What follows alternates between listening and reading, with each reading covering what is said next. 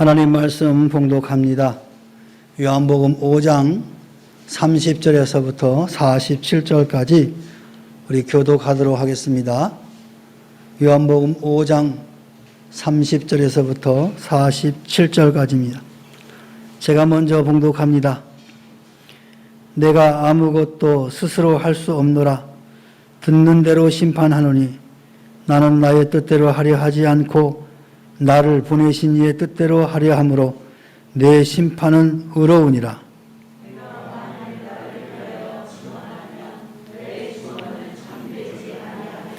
나를 위하여 증언하시는 이가 따로 있으니 나를 위하여 증언하시는 그 증언이 참인 줄 아노라.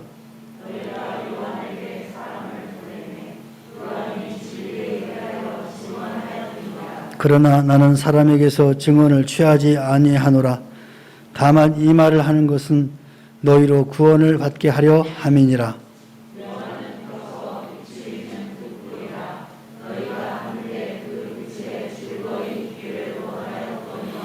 내게는 요한의 증거보다 더 큰 증거가 있으니 아버지께서 내게 주사 이루게 하시는 역사, 곧 내가 하는 그 역사가 아버지께서 나를 보내신 것을 나를 위하여 증언하는 것이요.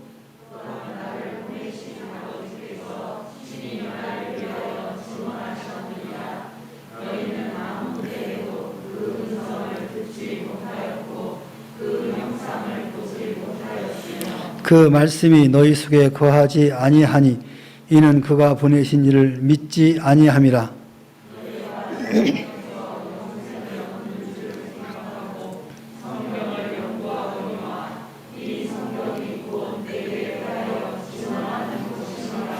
그러나 너희가 영생을 얻기 위하여 내게 오기를 원하지 아니하는도다. 다만 하나님을 사랑하는 것이 너희 속에 없음을 알았노라.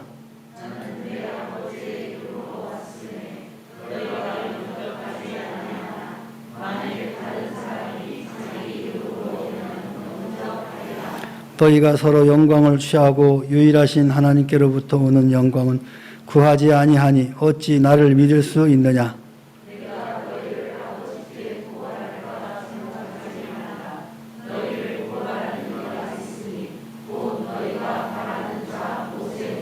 모세를 믿었더라면 또 나를 믿었으리니 이는 그가 내게 대하여 기록하였음이라.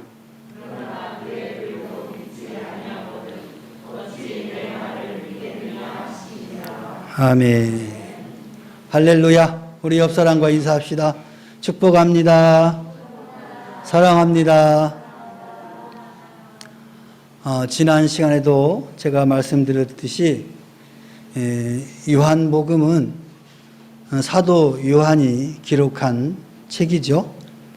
사도 요한은 이 글을 쓰는 목적은 예수 그리스도가 누구이신가에 대한 것들을 기록하였다라고 말씀을 드렸습니다. 그래서 요한복음을 보시면 끊임없이 예수가 그리스도시다라는 것을 말씀하고 있고 그 그리스도는 태초부터 계셨던 분이다.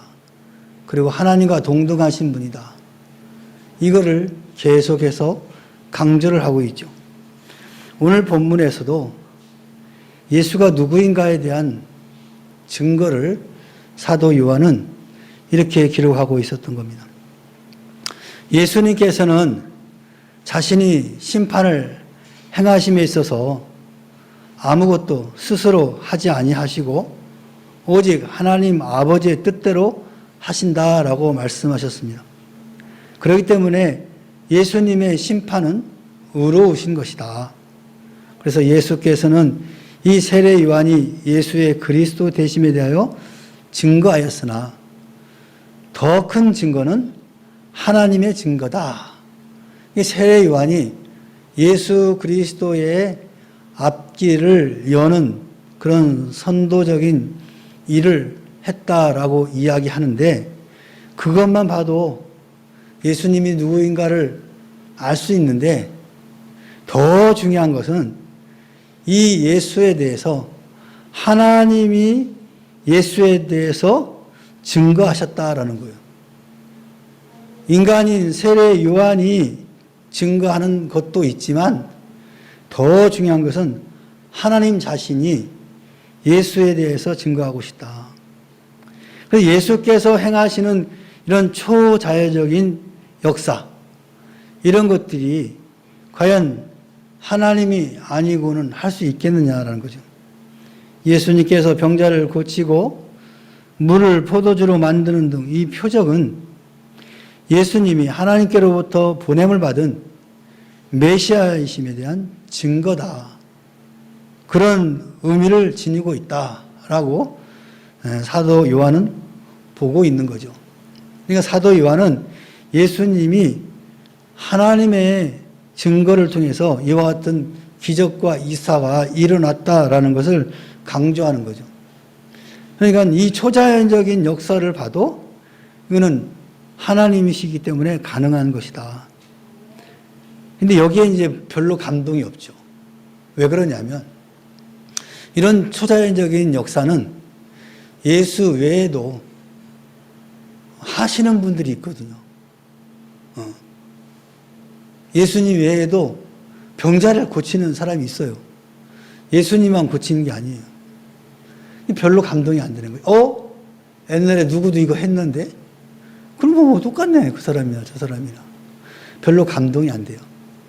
우리는 병자를 살리고 앉은 병을 일으키고 눈먼 자를 보게 하는 그 사건만 봐도 대단한 사건인데 이런 사건이 예수님만 하는 것이 아니라는 거예요. 마귀도 할 수 있어요. 또 열심히 돌을 닦은 사람도 할 수 있어요, 여러분. 이 기독교의 전유물이 아니에요. 이런 병자를 고치고 이런 것들은 우리 기독교의 전유물이 아니다. 이거는 초자연 하나님의 역사 가운데 극히 일부분이라는 거예요. 근데 그걸 가지고 우리가 감동할 필요는 없다라는 거예요.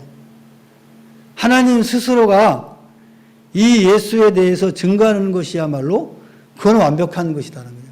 지금 일어나는 초자연적인 사건, 포도주가 물이 되는 사건, 이런 것들에 대해서 당시 사람들은 오 대단하다라고 했지만 하나님의 입장에서는 그렇게 큰 어떤 부분을 차지하고 있지는 않다.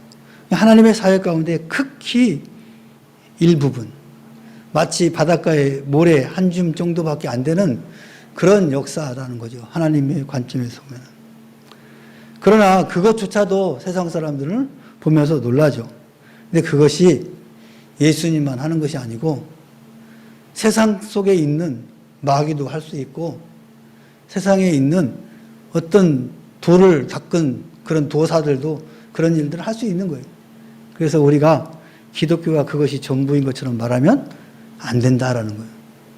기독교는 그 이상의 하나님의 놀라운 역사가 있다라는 것을 우리는 알아야 됩니다.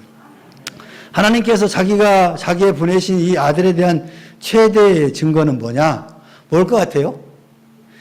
여러 가지 어떤 역사를 보면서 이 사람이야말로 내 아들이다. 독생하신 예수다. 라고 증거했어요. 그런 기적이나 표적을 보고. 가장 큰 증거가 있어요. 뭔지 아시는 분? 네? 제사함? 그건 이제 관념적인 거잖아. 우리 안 보이잖아. 이 제사함 받은 남만 어떻게 알아? 네? 십자가 사건. 그것이 표적이야? 칼로 찔러 죽는 건데 그거 다 하는 건데? 부활이 부활. 예. 예. 부활 사건이에요, 부활. 이것이야말로 가장 큰 하나님의 증거예요. 부활 사건은 없거든. 귀신도 못해, 그거는. 어느 누구도 못해. 죽은 지 3일 된 사람을 살린다? 있을 수 없는 일이죠. 이게 가장 큰 표적이다. 이것은 하나님이 예수 그리스도를 살리신 거거든요. 이것같이 가장 큰 증거는 없다라는 거죠. 예수를 무덤에서 다시 살리신 사건입니다. 그래서 예수의 행하신 표적을 보고도 믿지 않는 그런 유대인들은 하나님을 믿지 않는 불신앙의 죄를 범할 수밖에 없는 거예요. 그러니까 예수를 믿지 않는 사람들은 죄를 범할 수밖에 없죠. 왜? 하나님의 가장 큰 증거인 부활조차도 믿지 못한다고 한다면 그것처럼 하나님을 믿지 않는 큰 죄는 없는 거죠. 제일 큰 죄가 뭐냐? 불신앙이잖아요. 불신앙. 응? 사람을 죽이고 남의 걸 훔치고 뭐 이런 것도 죄지만 하나님 아버지의 관점에서 볼 때 가장 큰 죄는 하나님을 믿지 않는 거예요, 여러분. 응? 앞에 계신 항상 이인덕 집사님한테 죄송합니다. 한 번만 다른 사람한테 물어볼까? 모르죠, 그거 뭔지. 보세요. 이제 자녀들이 있잖아요. 자녀들이 살다 보면은 부모들한테 불효하는 경우가 있죠. 근데 가장 큰 불효는 뭘까요? 아직 경험을 못 해봤구나. 가장 큰 불효는 뭐냐? 부모로 인정하지 않는 거예요. 이게 가장 큰 불효예요. 어? 그런 일을 경험 안 하셨구나. 저도 안 해봤어요. 근데 그게 가장 큰 슬픔이야. 자기 부모를 부모로 인정하지 않는 거예요. 자기를 낳아주고 키워주고 교육시킨 그 자녀가 부모를 부모로서 인정하지 않는 거예요. 오늘 이 시대가 그런 시대잖아요. 부모가 뭐 잘못하면 두드려 패고 죽이기도 하고 이것처럼 큰 죄가 없는 거죠. 하나님이 우리를 창조하셔요. 그 하나님이 우리를 창조하시고 우리를 이 땅에 존재케 하고 지금 살아가게 하는 이 모든 과정 속에서 하나님을 아버지라고 고백해야 되는데 그걸 부인하는 거예요. 나는 모르는데요. 이것처럼 큰 죄가 어디 있냔 말이에요. 그게 불신앙이잖아요. 근데 불신앙처럼 가장 큰 죄는 없다는 거예요. 근데 이스라엘 백성들이 바로 그 죄를 지은 거예요. 한번 역사를 보세요. 구약 역사를 보면은 하나님이 다 인도하는 그 과정들을 성경에 다 기록해 놨잖아요. 하나님 아버지께서 그 노예 생활 속에서도 강건케 하시고 또 40년 광야 생활 속에서도 강건케 하시고 그 꿀과 젖과 꿀이 흐르는 가나안 땅으로 인도하는 그분도 하나님이신단 말이에요. 그 하나님이 그 백성들을 구원하시기 위해서 보내신 예수 그리스도를 인정하지 않는 거예요. 그러니까 하나님이 얼마나 마음 아프셨겠어요. 하나님 아버지께서. 유대인들이 그런 죄를 지은 거예요. 뭐 모르고 지었다고 한다면 그래도 봐줄만 해. 근데 그 역사를 다 알고 있고 또 자신들이 젤로 뭐랄까 프라이드, 자신감, 자존감을 갖고 살아가는 인물이 모세라는 인물, 또 다윗이라는 인물이거든요. 모세를 통해서 하나님이 역사한 내용들을 잘 알고 있는 사람들이에요. 다윗이라는 인물이 어떤 분인가를 잘 알고 있어요. 근데 모세나 다윗이나 그분은 누구를 이야기하고 있느냐? 예수를 이야기하고 있는 거거든요. 그 이야기. 근데 모세나 다윗을 인정하면서 지금 몸으로 오신 예수 그리스도를 인정하지 않는 거죠. 그래서 그들은 다윗처럼 지혜 있고 용맹하고 이런 현세적인 그런 리더들가 메시아로 올 것으로 생각했던 거죠. 근데 실은 그게 아니었잖아요. 예수 그리스도는 바로 모세와 다윗의 예표로서 이 땅에 오셨던 분들인데 그분들이 하신 말씀들이 구약 성경의 주류를 이루고 있단 말이에요. 그런데 그거는 잘 알아. 그 성경은 어쩌고 저쩌고 엄청나게 그 사람들은 암송을 하거든요. 말씀을. 태어날 때부터 아이들을 젖먹이면서부터 성경 말씀을 암송을 시켜요. 근데 정작에 그 예수 그리스도 메시아가 왔음에도 불구하고 인정하지 않는 거예요. 그런데 하나님 아버지 십자가에 못 박혀 죽기까지 하고 그리고 살리기까지 했어요. 그런데도 예수를 하나님의 아들로 인정하지 않는 거예요. 메시아로 인정하지 않는 거예요. 이게 얼마나 불충한 죄를 범하고 있습니까? 여러분은 그렇지 않지요? 어? 우리 이인덕 집사님 그래요? 지금 앞에 앉아서 그런 거야. 다음부터 옆으로 앉아, 이렇게 옆으로. 그러면 제가 그 눈이 안 가. 딱 정면에 있으니까. 근데 좋은 거예요, 사실은. 질문을 하면은 그거를 답을 하려다 보면 막 당황하거든요. 당황하면서 들어오는 소리는요, 안 잊어버려요. 졸면서 듣는 얘기는 다 잊어버려도 앞에서 막 교수님 뭐 질문할 것 같으니까 막 긴장하고 하는 사람들은 안 잊어버려요. 공부를 잘하는 거예요. 그래서 우리 인덕 시사님이 공부를 잘하는 것 같아. 다 저기 정면에 앉아서 내 앞에 다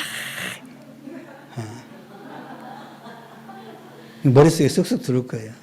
당황하면서 막 들으니까 아무튼 자, 이렇게 예수 그리스도에 대한 하나님의 증거는 예수님의 부활 사건입니다. 이것처럼 큰 증거는 없어요.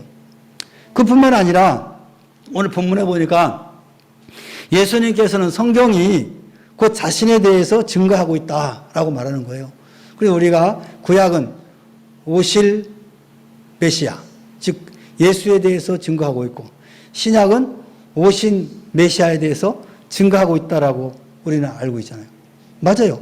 구약 성경 전체를 보면 다 누구를 말하고 있냐? 앞으로 오실 메시아 예수에 대해서 계속 이야기하고 있는 거예요. 예수라는 말은 없지만 그 메시아에 대해서 계속 이야기를 한 거죠. 그리고 이스라엘 백성들도 그 메시아를 고대하면서 이스라엘 역사는 흘러가는 거예요. 그리고 400년이라는 공백 기간을 흐른 후에 등장한 이 예수를 기점으로 우리는 AD, BC, 그죠? 우리 역사의 기준점이 될, 분할점이 될 정도로 그분이야말로 정말 하나님이라 아니 할 수 없는 거죠. 그래서 그분이 태어난 이후부터는 이제 예수님 자신의 이 땅에서의 사역들이 진행되고, 그래서 그 예수님이 이 땅에서 3년 공생에 3년 반 동안 공생을 하고 부활하시고 성찬하시고 그리고 약속을 했죠. 내가 다시 오마. 그래서 오늘 우리는 다시 오실 주님을 희망하면서 신앙생활을 하는 거예요. 그 가운데 어떤 분들은 먼저 가는 분도 계시고, 또 여러분 가운데 이 땅에 살아가는 동안에 혹 오실지 몰라요. 누구도 모른다고 했어요. 오직 누구만 아신다? 하나님 아버지만 아신다고 했어요. 그러니까 어느 누구 이 땅에 존재하는 사람들은 예수님이 언제 오실지 몰라요. 예수님 자신도 모른다고 했어요. 그래서 하나님 아버지가 가라 그러면 그때 산다는 거예요. 그래서 그때는 심판주로 오신다. 그래서 모든 사람들을 심판하는 그런 역할을 가지고 오신다. 그래서 우리는 그 심판하실 그 재림주를 우리는 고대하면서 지금 신앙생활을 하는 겁니다. 유대인들은 성경에 영생에 있는 줄 알고 성경을 늘 묵상했어요. 그렇지만 성경이 증거하고 있는 예수님을 배척하는 그런 잘못을 범하고 있다는 거예요. 정작 자기들이 기다렸던 예수가 왔는데도 그 예수는 배척했다는 거예요. 예수님께서는 그러한 유대인들의 불신앙에 대해서 책망하시면서 그들이 스스로 영광을 취하려는 교만으로 하나님의 영광을 구하지 않았다라고 정죄하고 있는 거예요. 그러니까 그 보면니까 메시아를 기다리고 있었지만은 실질적으로 그들은 메시아를 기다린 게 아니고 자기들이 누리고 있던 이 모든 것들을 누렸던 것을 유지하고 싶었던 거예요. 그래서 예수님도 오셔서 종교 지도자들을 굉장히 책망하시는 경우를 보게 되잖아요. 특히 바리새인, 그죠? 서기관들에 대해서 엄청 질책을 합니다. 왜? 그들이야말로 성경을 한자 한자 기록했던 사람들이고 그들만큼 성경을 아는 사람이 없었단 말이에요. 그런데 정작 메시아가 왔음에도 불구하고 그 예수를 인정하지 않는 그런 엄청난 죄를 범한 것이죠. 그래서 그들은 모세의 율법을 철저하게 지킨다고 하면서 예수님의 사역을 정죄하죠. 오히려 하나님 말씀대로, 구약의 말씀대로 자기들은 철저히 지킨다고 하면서도 정작 그 말씀의 주인공이신 예수를 정죄하고 결국에는 십자가에 못 박히기까지 하는 엄청난 죄를 정합니다. 그들은 모세의 율법에 증거하고 있는 예수 그리스도를 배척함으로써 그 중심으로 율법을 밀지 않았다라고 증명합니다. 그러니까 결국에는 모세를 통해서 주신 그 율법이나 이 모든 것들이 그냥 수박 겉핥기로 그냥 알았다는 거죠. 실질적으로 그 중심에 있는 메시아가 누구인지를 몰랐던 겁니다. 그는 외적으로는 하나님을 섬기는 일에 열심을 보이는 것 같았지만 그 중심에는 하나님을 경외하는 참 신앙이 없었다라는 거예요. 겉으로는 하나님을 경배한다고 경외한다고 그렇게 유단을 떨던데 실질적으로 그들 마음속에는 하나님이 계시지 않았다는 거예요. 그러니까 하나님이 계시지 않으니까 하나님이 오신 그 예수님을 몰라보는 거죠. 알았다면은 그 마음에 하나님의 진정한 하나님을 알고 있었다면 왜 몰라봤겠어요? 오히려 육체의 정욕을 따르던 더러운 것들만이 가득했다라는 그들에게는. 예수님께서는 그러한 그들의 마음을 아시고 그들의 외식에 대해서 책망하셨던 겁니다. 유다인들의 외식적인 거짓 신앙은 결국 빛으로 오신 그 하나님의 아들 메시아를 십자가에 못 박음으로써 그게 드러나게 된 거예요. 그들의 죄악이 얼마나 큰가를 결국에는 예수님을 십자가에 못 박는 그 광경 속에서 100일야 다 드러내는 거예요. 오늘 이 말씀을 통해서 우리에게 주는 교훈은 뭐냐?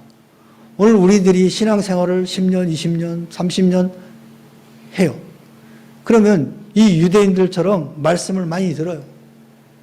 그래서 말씀에 대해서 많이 알아요. 근데 중요한 거는 그 말씀의 주인공인 예수가 우리 마음에 없다고 한다면 유대인과 다를 바가 하나도 없죠. 동일한 거죠. 그래서 외식적 겉으로는 주일 예배 잘 드리고 신앙생활 하는 것 같고 11조 드리고 뭐 봉사하고 뭐 많은 걸 해요. 마치 이 유대인들처럼. 근데 정작 자기 마음속에는 하나님이 안 계시는 거예요. 누구 말로 종교 행사하러 다니는 거죠. 기독교는 그런 종교가 아니거든요. 그런 외적인 것도 필요하지만 더 중요한 거는 우리 각각의 마음속에 예수님이 살아 계셔야 되는 거예요. 그게 없으면은 우리의 이런 희생과 봉사 이런 거 다 아무런 의미가 없는 거예요. 세상 사람들 볼 때는 뭐 대단하다 하지만 하나님 볼 때는 빈털털인 거예요. 아무것도 없어요.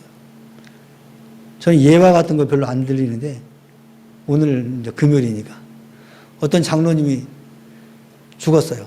열심히 신앙생활 하던 날. 다 가던데 다른 사람들은 면류관을 다 써주더라는 거예요. 이 장로님한테는 개털모자를 하나 쓱 집어주더래. 개털모자 뭔지 아세요? 겨울에 그 사냥꾼들이 쓰는 이잖아요. 슈머 쓰는 것까지. 다른 사람들 면류관을 다 봤는데 자기는 개털모자를 주더라는 거예요. 그러니까 이 사람들 이 장로님이 얼마나 황당했겠어요. 내가 이 땅에 살 때 얼마나 봉사하고 11조 많이 하고 어쩌고저쩌고 저쩌고 했는데 왜 나는 개털모자입니까? 너는 그것밖에 봐도 상이 없다 그러지. 그러니까 겉으로는 열심히 했어. 사람들이 볼 때는 야 우리 장로님 대단하다 막 했는데 하나님이 볼 때는 없는 거야 아무것도. 하나님이 볼 때는. 여러분 개털모자 쓰시면 안 됩니다.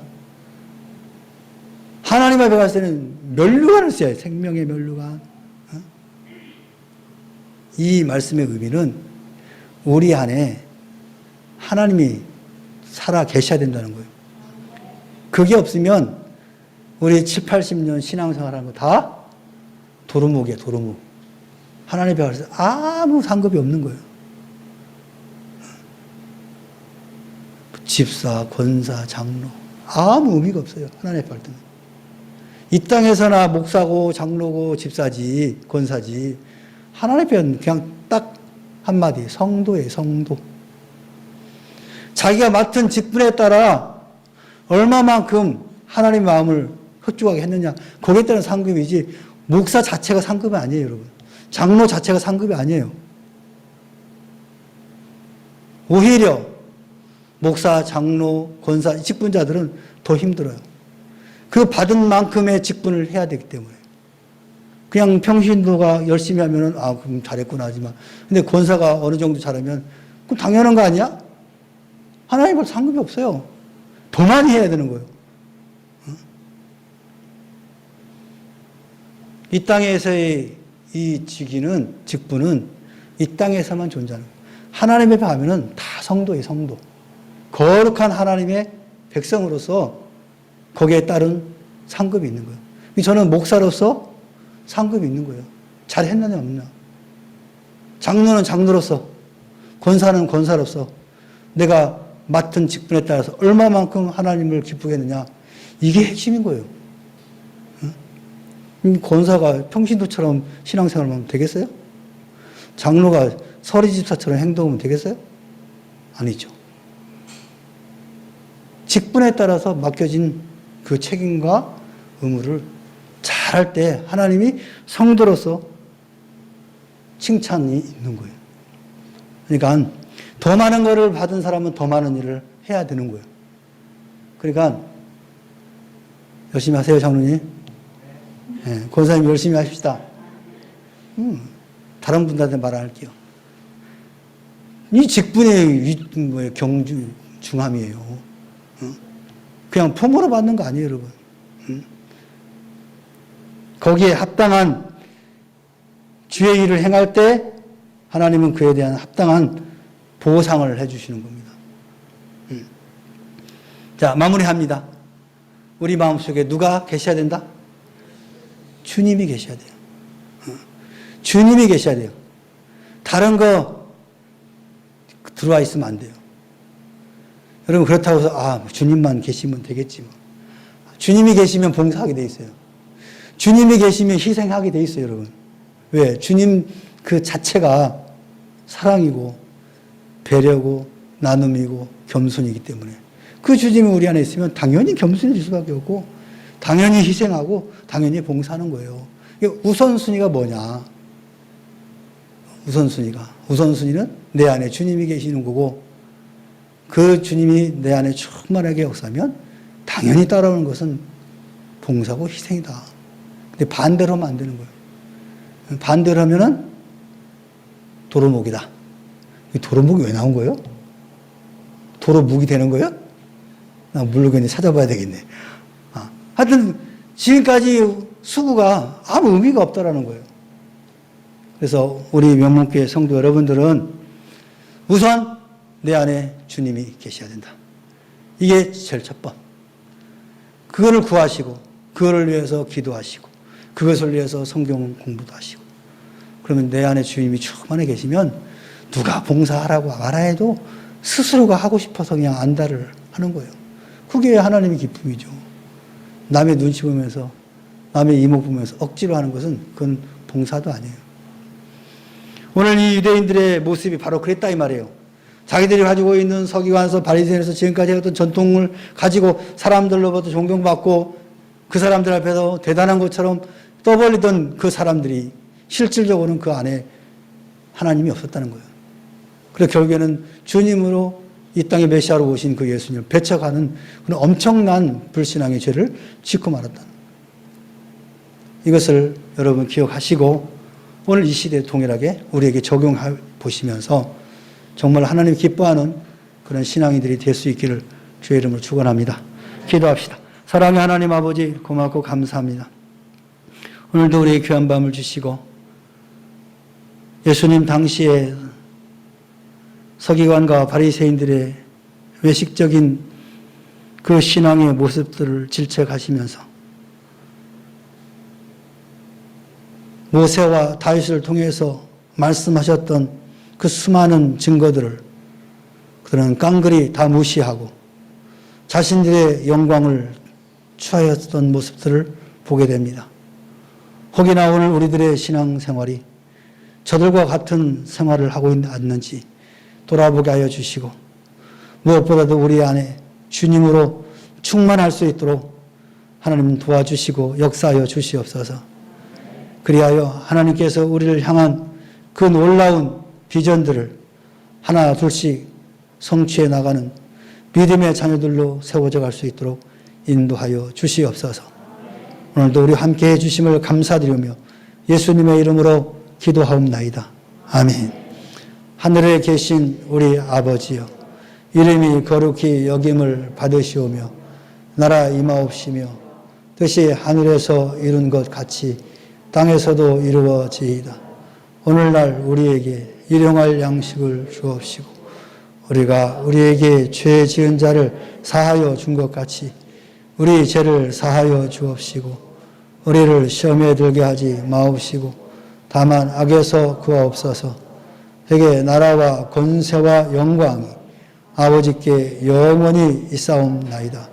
아멘.